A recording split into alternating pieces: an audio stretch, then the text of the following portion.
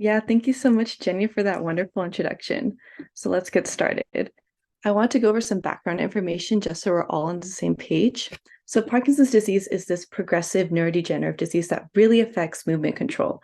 So patients with the disease will often experience motor-related symptoms such as tremors, bradykinesia, and stiffness. And so while we really don't understand what causes Parkinson's disease, we do know that around 10 to 15% of patients with this disease have some sort of genetic mutation that's linked to it. So the most common being LRRK2, Parkin, and GBA. So this leads me into this surgical therapeutic for Parkinson's called deep brain stimulation, or DBS for short. So what happens in deep brain stimulation is there's this lead implanted into a specific region of the brain that provides electrical stimulation that then decreases those symptoms that we talked about earlier. And so this lead is hooked up to this pulse generator that provides the power to give stimulation. In this study, we're looking at a specific pulse generator called the Percept, which can not only provide power, but can also record brain activity. So typically clinicians will use symptoms as a marker for how much stimulation should be given. So for example, the more severe the symptoms, the more stimulation is given. But now with the Percept, we can look at brain activity to tell us if DBS is even working and how much stimulation should be given. So remember those mutations that we talked about earlier? They all responded differently to deep brain stimulation. And so we're trying to look at brain activity to kind of explain these differences in symptoms. So the relationship between Parkinson's mutations and how patients with deep brain stimulation respond is largely unknown. And just to reiterate, our objective really is to characterize and compare brain activity in DBS patients with and without those genetic forms of Parkinson's disease. So how do we do this?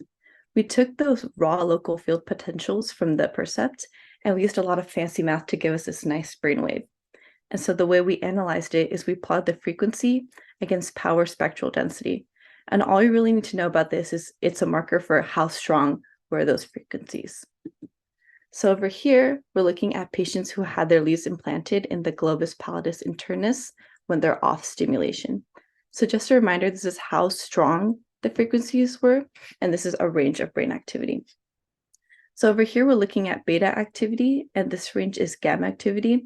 All you really need to know about beta and gamma is that they're correlated to Parkinson's disease symptoms. And you'll see that each patient has different brain activity. And since there's only one person from each of these mutations, we can't really determine if it's because of their genetic mutation, but this is a really good start. Over here, we're looking at patients who have their leads implanted in the subophthalmic nucleus, and they're also off stimulation. These differences are more extreme. And you can see here, for example, this patient with the Parkin mutation has this big beta peak when they're on medication, but this different patient who has the Parkin mutation has a peak in gamma when they're on medication. And so we really don't know why there is this difference, and we need more patients to really make definitive conclusions. But again, this is a good start. And so just to summarize, this study really is the first of its kind to compare brain activity to patients who have some kind of genetic form of Parkinson's disease. And we're really trying to collect more patients.